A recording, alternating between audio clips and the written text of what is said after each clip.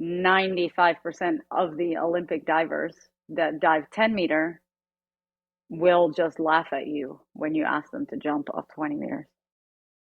For me sitting at home, like, all right, 10 meters, 20 meters, like that doesn't sound like a crazy deal. But I'm assuming from your facial expression that that's a big difference. It takes a lot longer and you start to fall faster. So whatever like trick or dive you're doing, you can't like double the amount of flips that you do from 10 to 20 because you start falling faster and the impact is just a lot harder as well than from 10 meter. Yeah, what was that first couple of times like when It's something like you have to overcome this fear and sometimes I wonder like how what I'm gonna do in my life afterwards, knowing that in a way I'm probably addicted to like overcoming this fear, you know? Like learning new dives is such a it's such a buildup of emotions and like getting that dive, like getting it off, and that alone sounds funny, you know, like getting it off, like you just have to jump and go. But getting your body to do something that there's so much fear like holding you back, and I guess that's natural, you know, your body's like protecting you. I guess your mind is saying like this is dangerous, don't do it, don't do it. But you have to trust that one, your body knows what to do because you've trained all the elements like separately on lower heights before. And then I mean I tell myself, okay, like you've gone through all the steps, you've made all the preparations, this is it, this is what you worked for, like gotta do it. And still like sometimes you stand there and you just freeze, but when you do it, the best feeling, it really is. I could see people getting addicted to that. And I don't like to say like, oh, I'm addicted to it, but the reality is like probably. I mean, there's no other feeling, like there's no feeling in the world I can compare it with. It's just like Like, yeah, like I did it. I did it. Do you still feel like that every time? Like any jump? Not any jump. Um, it does. I don't want to say it goes away.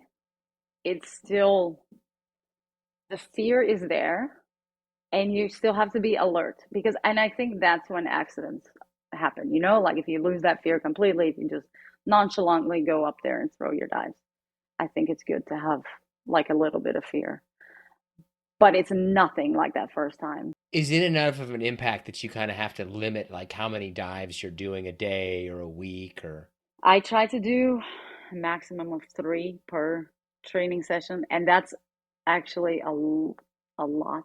I think most people don't even always go up to 20 meter um, every training session. I just know for me, like I like to get the reps in and get very comfortable and confident with my dives. Um, but I think, I mean, I've done some, you know, sometimes you do up to 6 reps, especially competition day, if you warm up and then you do your competition dives and stuff. But it really does take a toll on your body. Like the next day, your legs are going to be sore. We'll make it a point to take an ice bath right afterwards, just because even if you have a good entry, your legs take such an impact that your calves can get really sore. If you land like a little bit short or a little bit over your neck muscles, like you got to make sure your neck muscles are, it's like a whiplash if you land wrong. So actually, my neck's quite tight as we speak. I really thought you were going to say like 20 or 25. Oh no. If you go back into the pool like 3 more times that week. So that's like maybe 10 a week. I think 10 a week should probably be your max. So I'm kind of a numbers person. I hope this question makes sense in the regard that, okay, Yeah. so let's say 10 out of 10 is the perfect landing. Yeah. You need to be what on a scale of 1 to 10 so that it doesn't like mess you up? You need to specify and mess you up. Like if you mean like my neck is sore, I had great entries yesterday, but it just happens. Like it just, it's the difference from like landing with your head tucked in and like your head out. It's just like a punch in the chin. Yeah, I don't want to say 10 out of 10, but even, okay, even if you have a 9 entry, you can still like technically hurt yourself, I guess. Nobody's ever, has anybody ever died doing it?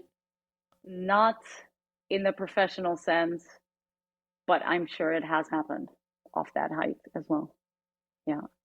So like when you make an entry into there, are you kind of like tightening the whole body? Oh yeah. Yeah, if you see a picture, every muscle is tight. It's crazy. Not to mention the beautiful face going in the water. Pure grimace. Everything needs to be tight because you need to attack the water because if not, the water is going to attack you and just literally destroy you. So you're kind of trying to like actively hit the water. Yes. Yeah, and you can see the difference. Like sometimes, you just kind of the water hits you and it can really like cause you to move in ways that you don't want to move underwater. Like you need to be tight and attack the water. So what happens if you screw one of these up? Oh, it's not good. It's not good. Um, I mean, I've taken my fair share of hits, I think. I've learned a new dive and actually coming right back to what we just spoke about, like, okay, you do it on 10 meter, you see the water. On 10 meter, you dive it in. Now you go up to 20 meter, you see the water. And I remember I learned this dive and I was so relieved to see the water. I was like, oh my God, I did it. And I didn't actively like work the rest of the dive. So I landed like quite short and I just had like two black eyes under my chin, my arm, like, I mean, most likely, not most likely, most definitely had a concussion. But I feel like in the sport of diving, this happens so much that people have a concussion. And like, I mean, I went up and did another dive before I went and iced my eyes. And like, it was bad. My husband was like, we can't go anywhere. Can you please put sunglasses on? They're going to think I'm beating you up. What's the highest you jump from? Um, Probably 23 meters. So how many feet? 70. Probably, yeah, like 72, 72, 75 feet. Yeah, and that was off a cliff. We had to clear a little bit. It wasn't the height that was scary. It was like the shimmy up. We had to put like a little harness on and shimmy up to the spot and then shimmy out of your harness on the little cliff and then do the dive and clear a little bit, like maybe a meter and a half. But then somebody that goes, super high. Like I think I looked up the world record was like 192 feet. Is that is that even like the same world in the sense, or is that more daredevil stuff? Definitely more daredevil stuff. And they don't do like the type of dives that we do. They usually either, I think the guy holding the record now, he did a jump.